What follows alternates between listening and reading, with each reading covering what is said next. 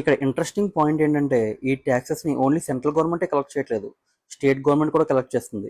చాలా స్టేట్స్ లో opposition Congress and it's allies governments run అవుతున్నాయి.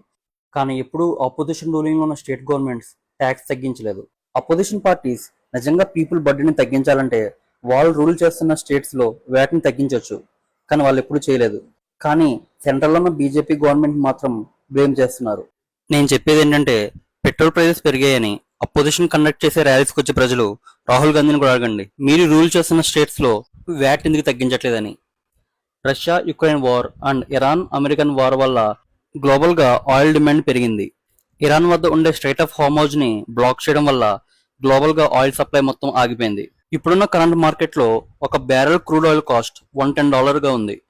ఇలా ఇంక్రీజ్ అయిన క్రూడ్ ఆయిల్ ఎఫెక్ట్ ఇమీడియట్ గా భారత ప్రజల మీద పడకుండా బీజేపీ గవర్నమెంట్ సెంట్రల్ ఎక్సైజ్ డ్యూటీని తగ్గించింది.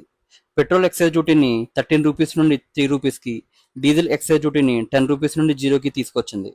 ఇలా చేయడం వల్ల గ్లోబల్ గా క్రూడ్ ఆయిల్ ప్రైజెస్ పెరిగినా ఇండియాలో పెట్రోల్ ప్రైజెస్ మాత్రం పెరగలేదు.